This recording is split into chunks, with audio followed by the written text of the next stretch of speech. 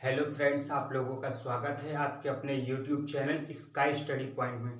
तो देखिए, बिना देर करते हुए शुरू करते हैं। जैसा कि आप लोगों को पता है कि हम डीएलएड सेकेंड सेमेस्टर के लिए रोज नए नए वीडियो लेकर आते रहते हैं। आज मैं 3-4 दिन बाद एक वीडियो लेकर आया हूँ जिसका टॉपिक है पृथ्वी की आंतरिक संरचना।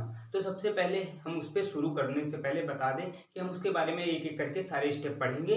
तो आप हमारे चैनल पे बने रहिए और हम आपको पूरी जानकारी इसमें देंगे। तो देखिए, पहले हम भूगर्भ विज्ञान की बात करते हैं। भूगर्भ यानी पृथ्वी के भीतर की चीजों का जिनसे हमें ज्ञान होता है उसे भूगर्भ विज्ञान कहते हैं और अंग्रेजी में इसको कहते हैं जियोलॉजी। क्या कहते हैं? जियोलॉजी। अंग्रेजी में भूगर्भ विज्ञान को क्या कहते हैं? जियोलॉजी। तो देखिए, जियोलॉजी यानी भूगर्भ विज्ञान, पृथ्वी की आंतरिक चीजों के बारे में जानकारी हमें जो मिलती है उसे जियोलॉजी कहते हैं। तो पृथ्वी की आंतरिक चीजों के बारे में जानकारी हमें किसी एक तथ्य से नहीं मिली है। इसके लिए वैज्ञानिकों ने जो है उसके द्वारा पाई गई कुछ जैसे गतिविधियां हैं उनको देख करके ये जानकारी दी है। पूर्णतः सत्य नहीं कही जा सकती, लेकिन काफी हद तक सही है। और आपको बताएंगे पृथ्वी का हमारा जो तापमान है लगभग 15 डिग्री सेल्सियस रहता है और जैसे जैसे नीचे जाएंगे और अंदर जाएंगे तो वहां तापमान बढ़ता जाता है। ये आपको बात क्लियर होनी चाहिए। और हम पृथ्वी की गहराई में जाएंगे तो प्रत्येक 32 किलोमीटर के बाद तापमान बढ़ जाएगा और उसका घनत्व बढ़ जाएगा और उसकी जो है क्या कहते हैं वायु दाब भी बढ़ जाता है। पृथ्वी के अंदर क्या क्या होता है, अगर प्रत्येक 32 किलोमीटर के अंदर जाएंगे तो दाब बढ़ जाएगा, घनत्व बढ़ जाएगा और उसका जो है तापमान बढ़ जाएगा। देखिए, इसके बाद वैज्ञानिक एडवर्ड स्वेज, इन्होंने पृथ्वी की आंतरिक संरचना को 3 भागों में बांट दिया। तो देखिए, 3 भाग इसमें कौन कौन से थे। पहला इन्होंने बताया सियाल, SIAL। दूसरा इन्होंने बताया सीमा, SIMA। फिर तीसरा इन्होंने बताया निफे, NIFE।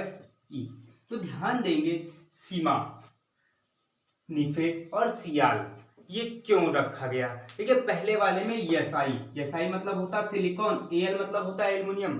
पहले वाले भाग में सिलिकॉन और एल्युमिनियम की मात्रा ज्यादा होने के कारण इसे क्या नाम दिया गया? सियाल। फिर दूसरा आया सीमा, इसमें जो है यसाई यानी सिलिकॉन और मैग्मा, मैग्मा यानी लावा जो निकलता है ज्वालामुखी से, इसकी मात्रा ज्यादा होने के कारण इसे मैग्मा कहा गया। फिर निफे, निफे यानी निकिल और फेरम मतलब लोहे की मात्रा, निकिल और लोहे की मात्रा ज्यादा होने के कारण इसे निफे नाम दिया गया। आपको बताना चाहेंगे, इसी पृथ्वी के ऊपरी भाग पर समुद्र वगैरह हैं और निचले भाग पर कुछ नहीं है। और जो ऊपरी भाग है उसकी वास्तविक अगर संरचना हम बना के आपको दिखाएं तो कुछ इस तरीके से होती है। कहने का मतलब ये हुआ और ये हुआ। देखिएगा, आपने देखा हमने यहाँ पर तीनों को बराबर भागों में दिखाया क्योंकि हमको आपको यहाँ पर नाम बताने थे, लेकिन वास्तविक संरचना ये है कि पहला भाग सिर्फ 1% है। कितना? 1%। यानी सियाल कितना है? 1%। सीमा सबसे ज्यादा यानी ये है 83%। कितना है? 83%। फिर निफे लगभग 16%। यानी कहने का मतलब यह हो गया, सबसे ज्यादा पृथ्वी पर अगर कोई जो है अंदर भाग है वो कौन सा है? सीमा, जिसमें जो है सिलिका और मैग्नीश जो है मैग्मा की जो है या मैग्नीशियम की मात्रा अधिक होती है। अब बात करें सियाल की। इस सियाल में जो है ठोस होता है और ये तरल ठोस दोनों होता है, तरल प्लस ठोस। हम लोग इसे प्लाज्मा कह सकते हैं। क्या कह सकते हैं? प्लाज्मा। फिर इसके बाद ये जो होता है ये तरल अवस्था में होता है, निफे।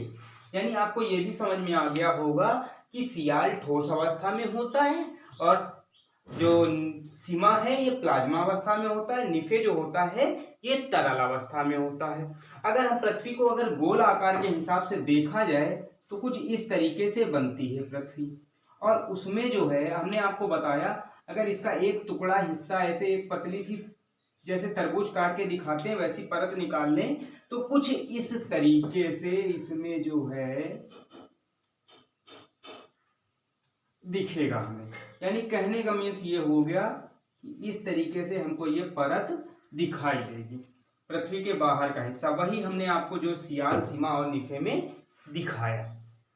तो अगर हम बात करें कि इनका भी वैज्ञानिकों ने क्या किया? क्लासिफिकेशन कर दिया, बांट दिया। तो जब ये एडवर्ड स्वेज की विचारधारा खत्म हो गई, तो ये पूर्ण रूप से सत्य नहीं थी, गलत भी नहीं थी, लेकिन पूर्ण रूप से सत्य भी नहीं थी। इसके बाद क्या हुआ, अलग अलग विचारधाराएं आई और नए नए तरीके से उनके नाम दिए गए। तो ये सब हम आपको इसके अगले वीडियो में बताएंगे। तब तक आप हमारे चैनल पर बने रहिए। धन्यवाद।